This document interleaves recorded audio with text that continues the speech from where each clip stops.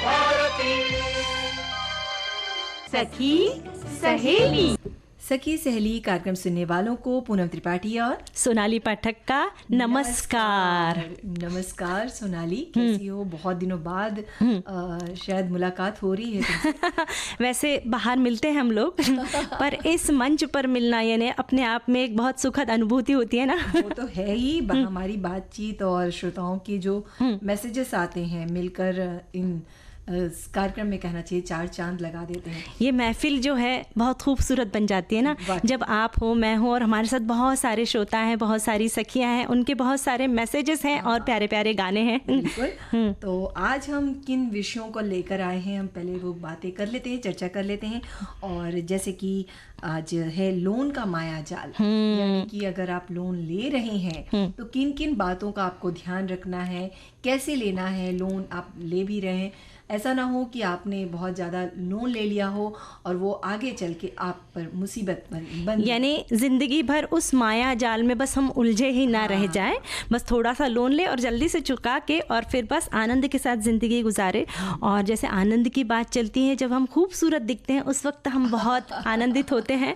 तो आज हम सौंदर्य साधना में भाप का महत्व यानी स्टीम कितना ज़रूरी है उसके बारे में भी जानकारी देंगे और हमारे बहुत सारे साथी श्रोता भी लिखकर भेज रहे हैं। हाँ, और सोनाली जैसे कि भाप की बात चली है तो अभी जैसे मौसम जो बदल रहा है तो सौंदर्य तो निखरता ही है, साथ में गले और कहना चाहिए गले को भी आराम मिलता है। और खेलो इंडिया यानी कि इस विषय पर भी बातचीत होगी, यानी ये योजना है भारत सरकार की, इस बारे में भी हम जानकारी देंगे और हमारे साथी भी लिखकर भेज रहे हैं। साथ ही एक बहुत महत्वपूर्ण बात है पेयजल स्वच्छता, यानी जो पीने का पानी होता है उसकी स्वच्छता का कैसे ख्याल रखें हम, क्योंकि पानी अगर स्वच्छ नहीं होगा तो बहुत सारी बीमारियां हमें हो सकती है। बिल्कुल। और जैसे कि फिर मैं बोलूँगी मौसम बदल रहा है जी, तो पानी का जो है वो भी प्रभाव पड़ता ही है जी। और आज है अंतर्राष्ट्रीय अनुवाद दिवस, तो इस पर भी हम चर्चा करेंगे।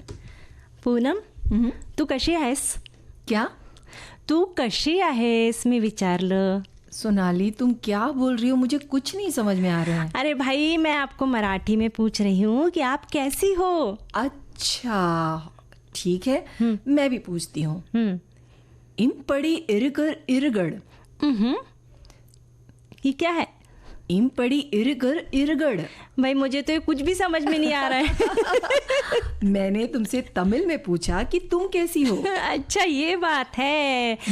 तो अनुवाद करके आपने बताया ना, तब मुझे समझ में आया कि आपने तमिल में पूछा और मैंने भी आपको अनुवाद करके बताया कि भाई तो ये जो अनुवाद या भाषा जो है, तरह तरह की जो भाषाएं होती हैं, इसकी खूबसूरती ही इसमें है ना, और इसकी जो मिठास होती है ना उसका हम शब्दों में वर्णन नहीं कर सकते। जब कोई अपनी मातृभाषा में बात करता है तो वो इतना मिठास भरा होता है और उसमें अपनत्व का भाव होता है। बिल्कुल सही कहा तुमने सोनाली। और जैसे कि आज 30 सितंबर है और अंतर्राष्ट्रीय अनुवाद दिवस के रूप में हम इसे मना रहे हैं। और ये जो दिवस है वो बाइबल के अनुवादक सेंट जिरोम की स्मृति में मनाया जाता है, जो कि वर्ष 1953 से ये दिन अभी तक मनाया जाता रहा है। जी, और धर्म और संस्कृति को वैश्विक पहचान अनुवाद के माध्यम से ही मिलती है। लोक और जनजातीय भाषाओं के मध्य भी ग्रामीण और वनांचल के क्षेत्रों के लोग भी जो है इस भाषा का प्रचार प्रसार करते हैं और बातचीत करते हैं। बिल्कुल। और दुनिया की संस्कृति, सभ्यता, पर्यटन और भौगोलिक प्रकारों को आपस में जोड़ने के लिए अनुवादक की जो भूमिका होती है ना, बहुत महत्वपूर्ण होती है। विश्व साहित्य का अगर आनंद हम लेते हैं तो हम अनुवाद से ही ले सकते हैं इसका। जैसे कि हमारी जो प्राचीन लेख की बात की जाए वो संस्कृत में थी, तो उसका जब अनुवाद हुआ तो सारे लोगों तक वो पहुंचता भी है और तभी उसका आनंद ले सकते हैं आप। ये बात तो आपने बहुत सही कही पूनम। पर एक और बात है कि ये जो अनुवादक है या फिर जो हम अनुवाद करते हैं, युवाओं और विद्यार्थियों के लिए एक बेहतरीन करियर का ऑप्शन भी है। 2 से अधिक भाषाओं को सीखकर समाचार वाचक, अनुवादक, डबिंग, लेखन, पर्यटन के क्षेत्र में अपनी जीविका का हम उपार्जन कर सकते हैं। और औद्योगिकरण के चलते अनुवाद विश्व की प्रथम आवश्यकता बन गया है ना। तो हम सारे हमारे श्रोताओं को, साथियों को अंतर्राष्ट्रीय अनुवाद दिवस की बहुत सारी शुभकामनाएं देते हैं। और सोनाली, हमारे एक श्रोता ने लिख भी भेजा है कि मेरे ससुर जी की एक किताब जिसका अनुवाद 8 भाषाओं में हुआ है। क्या बात अनुवाद तभी होता है जब उसकी उपयोगिता समाज को अधिक हो। आज हमारे सबसे बड़े अनुवादक गूगल ट्रांसलेटर हैं और हमारे संविधान का भी अनुवाद इंग्लिश में से हिंदी में किया गया है। बड़े बड़े साहित्यकारों के लेख, नाटक, कहानियाँ, उपन्यास, अनुवाद सभी भाषाओं में किया जाता है, जिससे ज्ञान की वृद्धि होती है। हम सभी भाषाएं नहीं सीख सकते। अनुवाद होने से सुविधा हो जाती है। किसी भी देश के प्रधान नायक जब दूसरे देश जाते हैं तो अपने साथ अनुवादक लेकर जाते हैं, जिससे उन्हें सुविधा हो। और जिस तरह शरबत में शक्कर घुल जाती है, इस तरह अनुवादक अपनी भाषा में मिला लेता है। अनुवादक अपनी भाषा में मिला लेता है। इन्होंने ऐसा कहा। क्या बात है, बहुत अच्छी बात लिखकर इन्होंने भेजी है। और ऐसी बहुत सारी ऐसी जगह हैं जहाँ पर दुभाषिक जो होते हैं उनकी हमें ज़रूरत पड़ती है। जब हम विदेशों में जाते हैं, जब हमारे वीज़ा का काम होता है और उस वक्त जब हमें उनकी भाषा नहीं समझती, उस वक्त हम जो है दुभाषक के माध्यम से अपनी बात उनके सामने रखते हैं। साथ ही हमारे एक साथी लिखते हैं, अंतर्राष्ट्रीय अनुवाद दिवस को मनाने के पीछे एक उद्देश्य है कि हम अपनी जानकारी दूसरी भाषाओं के प्रति बढ़ाएं। हम किसी अन्य देश की बोली में छपी किताबों से उनके रहन सहन, संस्कार और संस्कृति की जानकारी लेकर अपनी भाषा में अनुवादित कर उनकी अच्छी बातें, उनके संदेश से अपने देश को सामर्थ्यवान बना सकते हैं। बल्कि उनकी मदद से हम अपने शासन में सुधार कर सकते हैं, शिक्षा में बदलाव कर सकते हैं। अतः अनुवाद का महत्व और बढ़ जाता है जब हम अंतर्राष्ट्रीय मंच पर किसी राष्ट्राध्यक्ष की मीटिंग संबोधन में अनुवादक की मदद से उनके विचार और निर्देशों का आदान प्रदान करते हैं। क्या बात है सोनाली, वाकई इन्होंने सही कहा। अब देखा जाता है कि बहुत सारे जैसे सीरियल्स भी आते हैं। अगर फिल्मों की हम बात करें तो देखा होगा जो कोरियन है या अदर लैंग्वेजेस के हैं, उन्हें हिंदी में जब डब किया जाता है तो उस तरह की वहाँ के जो कल्चर है, वहाँ की संस्कृति है, वहाँ का खान पान है, तो उन चीज़ों को भी समझने में काफ़ी हद तक हमें आसानी होती है, कहना चाहिए। ये तो तुमने बात विदेशी भाषाओं की कही, पर हमारे देश में भी इतनी समृद्ध हैं, इतनी सारी बोली भाषाएं हैं।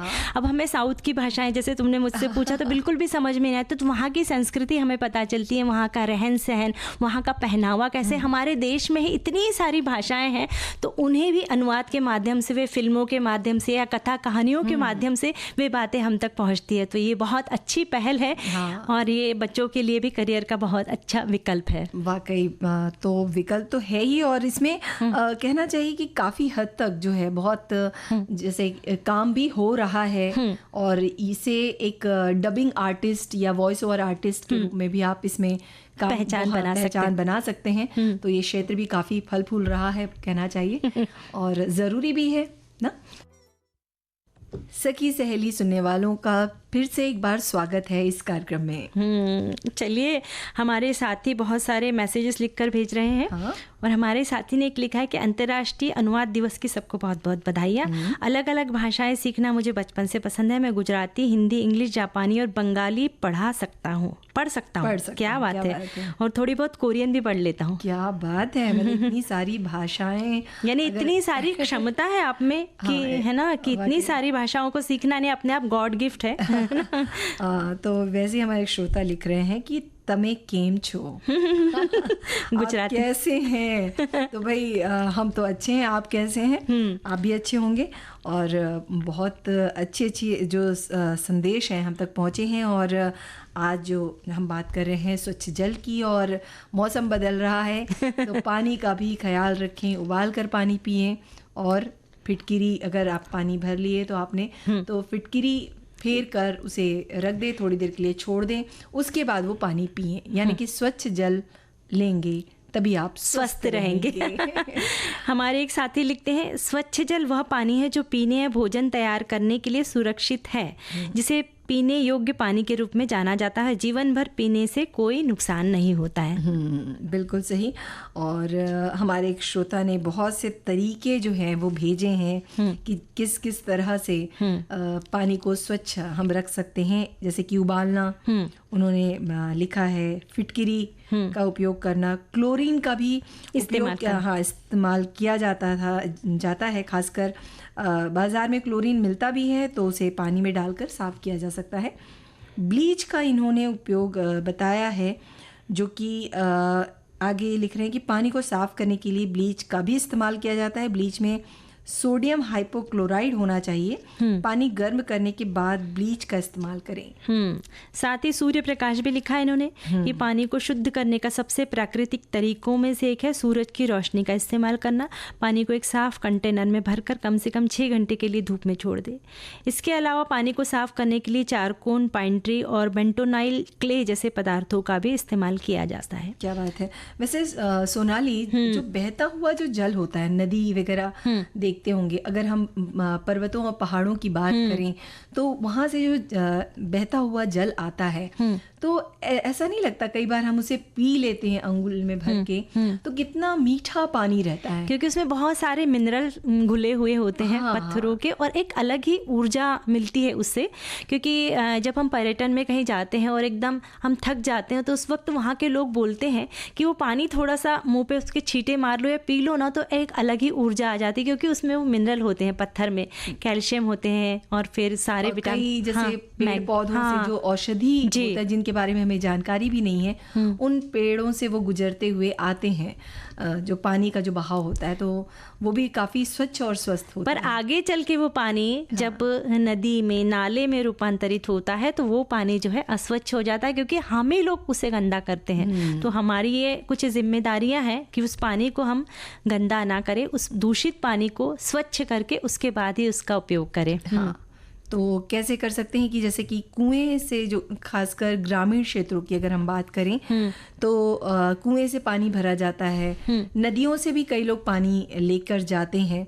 तो आसपास जो है मवेशी, मतलब जैसे कि जो जानवर हैं, पालतू पशु हैं, उनको नहलाना, उनका जो मलमूत्र होता है वो उससे ही कहना चाहिए कि पानी दूषित हो जाता है। तो उनको अलग से आप नहलाएं या बाल्टी से ले जाकर अलग एक जगह उन्हें करें। इसी तरह से ही कुएं का जो पानी होता है उसके आसपास खेत है तो रासायनिक कीटनाशकों का प्रयोग जो होता है हम करते हैं, तो वो ना करें। तो इस तरह से हम पानी को दूषित होने से बचा सकते हैं। साथ ही एक और बात है पूनम की, समय समय पर कुएं की सफाई भी करवाए। साथ ही इस जो कुएं का पानी है वो पानी को, जैसे हमारे एक साथी ने लिख कर भेजा है कि उसे उबाल कर, छान कर, उसे स्वच्छ बर्तन में ढक कर रखे और फिर उसका प्रयोग करें। और पानी में जैसे तुमने बोला कि फिटकरी चलाएं, उसमें थोड़ा सा फिटकरी चलाते हैं तो उसमें गंदगी जो है नीचे बैठ जाती है और फिर वो छान कर इस्तेमाल करें। ये तो बात थी ग्रामीण क्षेत्रों की, पर शहरी क्षेत्रों में भी हमारे यहाँ जो आता है, फ्लैट सिस्टम में जो घर होते हैं उसमें ऊपर जो टंकी बनी होती है, नीचे एक टंकी होती है, उसमें से ऊपर की टंकी में चढ़ाते हैं। पर ऐसा होता है कि कई कई महीने वो टंकी की सफाई नहीं होती है, तो उसका भी हमें ध्यान रखना है कि उस टंकी की समय समय पर सफाई हो। नहीं तो क्या होगा कि उसके अंदर जो है ना बहुत सारे कीटाणु, जीवाणु आ सकते हैं और हम लोग है ना टालते हैं कि भाई अभी नहीं, क्योंकि जब उस टंकी की सफाई होती है उस वक्त ना दिन भर पानी नहीं आएगा। हमारे यहाँ पे मैसेज आता है कि भाई दिन भर पानी नहीं आने वाला, तो हम लोग डरते हैं कि भाई अभी तो त्योहारों का मौसम है, अभी तो शादियों का मौसम है, अभी मत करो, है ना, क्योंकि क्या है। और फिर 2-3 दिन तक के पूरी टांकी साफ होने के कारण थोड़े 2-3 दिन तक थोड़ा पानी कम आएगा, इसका भी हमें डर रहता है। तो जो है, पर हमारी जान से ज़्यादा ये तकलीफ नहीं है, तो हमें इस बात का ख्याल रखना चाहिए कि उसकी टंकी की बार बार सफाई हो। साथ ही हमारे घर में जो हम पानी भर के रखते हैं तो बहुत बार ऐसा होता है कि हम बाज़ार से पानी मंगवाते हैं और वो पानी जो होता है प्लास्टिक के कंटेनर में होता है, उसी में टोटी लगी हुई होती है, तो हम उसमें का पानी ना पिए। अपने घर में मिट्टी का बर्तन, मिट्टी का घड़ा हो, पीतल का हो या फिर तांबे का बर्तन या स्टील का बर्तन, उसमें उड़ेल दे वो पानी और उसे ढक कर रखे। और पानी लेने का जो बर्तन होता है वो भी अलग रखे, स्वच्छ रहना चाहिए, वो भी साफ सुथरा, बिल्कुल ज़मीन पर ना रखे, कहीं ना रखे, और उससे लेने, सिर्फ पानी लेने के लिए ही उसका इस्तेमाल करें। ये बहुत छोटी छोटी बातें, इसका हम ध्यान रख के हम पानी को दूषित होने से बचा सकते हैं, क्योंकि पानी जो है उससे फैलने वाली बीमारियां तो बहुत सारी है, जैसे हैजा, पेचिश है, टाइफाइड है और फिर ये जॉन्डिस यानी पीलिया कहते हैं, ये सारी बीमारियां पानी से फैलती है। बिल्कुल, तो इन बातों का ध्यान रखना ही चाहिए। और हमारे श्रोता भी लिख रहे हैं कि पीने का पानी हो और वो स्वच्छ ना हो तो फिर बीमारियों को बुलावा देने की बात होगी। खासकर इस बरसाती मौसम में पानी जो नल से दिया जाता है उसे अगर फिल्टर किए बिना वितरित किया जाता है तो हम बीमार पड़ सकते हैं। तो बिल्कुल बात सही कही आपने। और एक संदेश है ना कि गंदा पानी सभी संसर्ग बीमारी की जड़ है। ऐसा पानी पीने से शरीर में कीटाणु प्रवेश कर जाते हैं और ये हमारी प्रतिकारक शक्ति पर असर करते हैं। घर में जितने भी पानी के बर्तन हैं उसकी स्वच्छता रखें। बाहर जब भी जाए तो अपने पास पानी की बोतल जरूर रखिए। ये भी बहुत अच्छी बात। ये बिल्कुल सही कहा इन्होंने कि कई बार ऐसा भी होता है कि हम पूरे दिन के लिए अगर हम बाहर निकल रहे हैं और कहीं का भी पानी हमने पी लिया तो बीमार पड़ना कहना चाहिए कि बीमार तो पड़ेंगे ही आप। हाँ बिल्कुल। तो घर से ही पानी की जो बोतल है वो आप लेके चलें, स्वच्छ पानी। भाई गाना आए या ना आए गाना चाहिए। और वाकई पानी का जो उपयोग है, स्वच्छता तो है ही, लेकिन ठंडे ठंडे पानी से नहाने का मज़ा ही अपना अलग है। वैसे मौसम का ध्यान रखना चाहिए हमें ना। मौसम का ध्यान रखना चाहिए और भी बहुत सारी बातों का ध्यान रखना चाहिए ना। क्या बताने वाले हैं हम अभी भाई?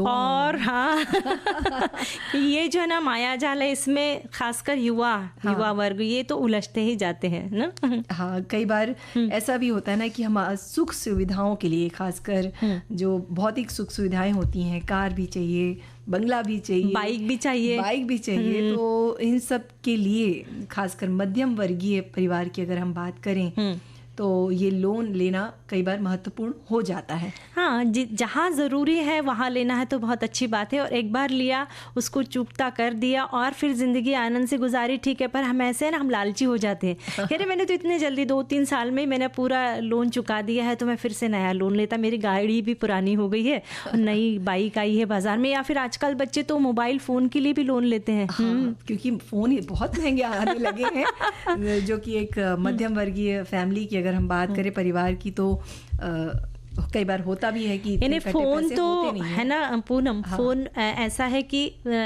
मध्यम के रेट के भी होते हैं, पर ये हमारी लालसा होती है ना, दिखावा, स्टेटस सिंबल कि मैं इतना ही महंगा फ़ोन लूँगा, या फ़ोन देख के लोग अरे वाह इसके पास तो ये फ़ोन है मैं भी लूँगा। इस तरह से जो हमारी जो भावना है ना, इसके कारण हम इसमें उलझते जाते हैं। तो भाई इस लोन के माया जाल में ज़्यादा ना उलझे और कुछ बातों का ध्यान रखें, जैसे कि कर्ज लेने की जैसे आवश्यकता अगर होती है तो कर्ज की रकम छोटी होती है या बहुत बड़ी भी हो सकती है। तो सिर्फ इस बात का ध्यान रखना चाहिए कि जितना कर्ज चुकाने की क्षमता हम रखते हैं उतना ही कर्ज हमें लेना चाहिए। और एक ज़रूरी बात है पूनम कि फिजूल खर्ची के लिए कर्ज ना ले। उस कर्ज लेने में दिखावा ना हो, क्योंकि इधर तो हम दिखावा करते हैं, हम बहुत खुश हैं, पर हमें मालूम होता है कि ये सब हम शानो शौकत के लिए कर्ज की रकम ले ली गई है। और ये इसके कारण क्या होता है, हमारी रातों की नींद और दिन का चैन भी खो सा जाता है। अगर लोन बहुत बड़ा है तो उसके साथ में सबसे ज़रूरी बात है पूनम कि हमें इंश्योरेंस करवा लेना चाहिए, क्योंकि अगर कुछ गलत हो गया तो आपकी उपस्थिति में आपके जो घर वाले हैं उन्हें आर्थिक तंगी से ना जूझना पड़े। साथ ही लोन लेते समय सभी नियम और शर्तों को बहुत सावधानी पूर्वक हमें पढ़ना चाहिए। अगर कोई कानूनी दस्तावेज का संदर्भ नहीं समझ में आ रहा है तो किसी वित्तीय सलाहकार की मदद अवश्य ले। पर लोन लेने का जो जोखिम है उसमें इन सब बातों का बहुत हमें ध्यान रखना चाहिए। और आजकल तो युवाओं में क्रेडिट कार्ड रखना एक स्टेटस सिंबल हो गया है। और वो इस क्रेडिट कार्ड रूपी दलदल में जैसे फंसे से जा रहे हैं। जितना पैसा कमाते हैं ना उतना ही पैसा जो है अकाउंट में जमा हुआ, जैसे ही जमा होता है वैसे ही वो पैसा क्रेडिट कार्ड के भुगतान में चला जाता है। और ये क्रेडिट कार्ड की जो तुमने बात की सोनाली, तो ये जो है ना ये बहुत बड़ा मायाजाल है। कई बार ऐसा होता है ना कि हमको लगता है अरे क्रेडिट कार्ड तो है, पैसे अभी नहीं है, मंथ के एंड में सैलरी आएगी, तो क्या करते हैं, अगर कोई चीज पसंद आ गई क्योंकि डिस्काउंट लग गया या कुछ लेना है तो हम तुरंत क्रेडिट कार्ड निकालते हैं और खरीद लेते हैं। लेकिन ये जो मायाजाल है ना इसका वो कभी छूटता ही नहीं। और कई बार ऐसा भी होता है कि उस समय अवधि पर अगर हमने पैसा नहीं चुकाया उसको तो उस पे परसेंटेज भी लगते हैं जो कि काफी ज्यादा होते हैं, बहुत ज्यादा होते हैं। तो इस बारे में भी जागरूक होने की ज़रूरत है कि क्या ये चीज़ें जैसे महंगे फ़ोन की बात की तुमने, गाड़ी या अन्य चीज़ें जो हैं क्रेडिट कार्ड से खरीदना ज़रूरी है, या मुझे इसमें आनंद आता है, या फिर इसका भुगतान जो है वो सही समय पर या नहीं किया तो भी कहीं सारी कमाई इसमें चली जाती है। हाँ, वो बिल्कुल सही कहा तुमने। तो जितनी चादर है उतना ही पैर फैलाना चाहिए, वरना पूरी जिंदगी जो है हम कर्ज में डूबे रह जाएंगे।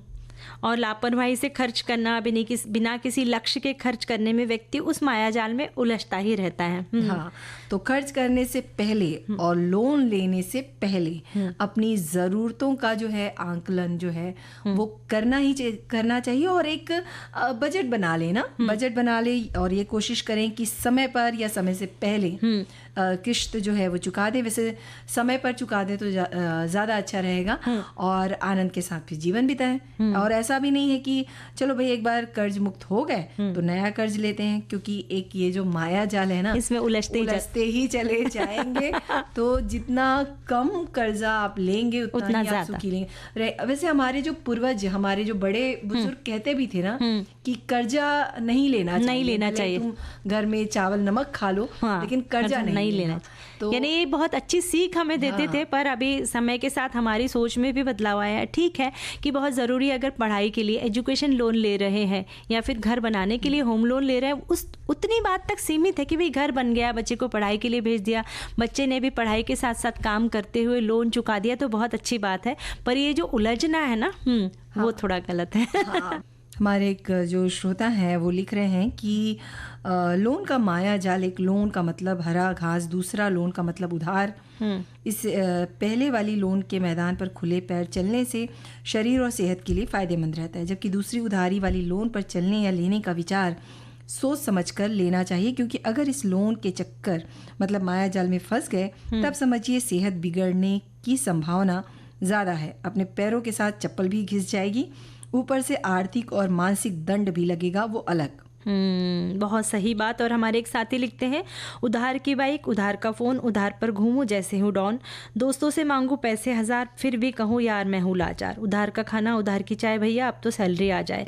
ऐसे ही चलता रहा है ये सिलसिला, उधार ने मुझसे दोस्ती कर ली पक्की वाला। हाँ, क्या बात है, बहुत सही। और अब हम बात करेंगे भाव की, यानी कि अगर सुंदर दिखना है और खूबसूरत दिखना है तो भाई भाव जो है वो बहुत महत्व रखता है।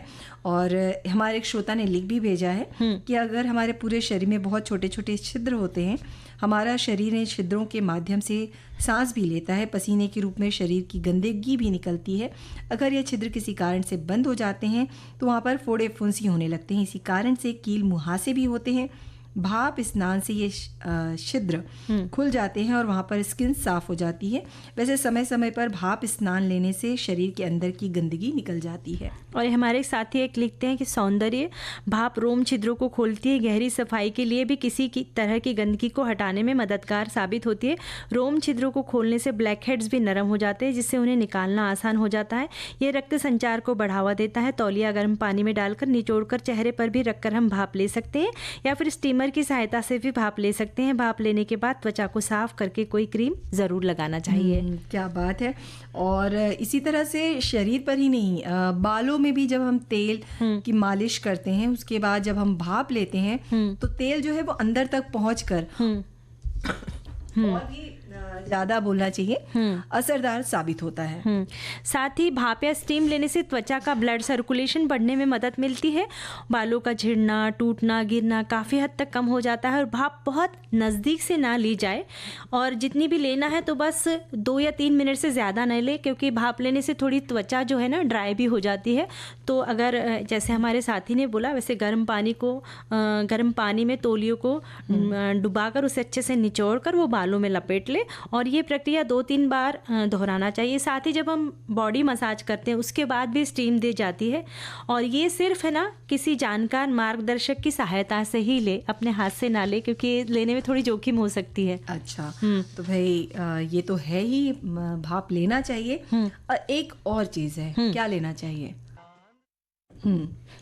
तो भाई मौसम ऐसा है कि अपनी सेहत का ख्याल रखें, और सर्दी खांसी हो जाए तो भी आप स्टीम ले सकते हैं, क्योंकि जब हम भाप लेते हैं तो हमारे जो है हमारी सर्दी खांसी में भी राहत मिल जाती है। जो बलगम है वो भी पिघल जाता है और हमें बहुत ज़्यादा रिलीफ मिलता है उससे ना। तो यानी कि स्वस्थ रहें, मस्त रहें और सुनते रहें सखी सहेली। अब दीजिए अनुमति पूनम त्रिपाठी और सोनाली पाठक, और हमारा स्वीकार कीजिए। नमस्कार। इस कार्यक्रम की प्रस्तुतकर्ता अनुश्री पाठक। विविध भारती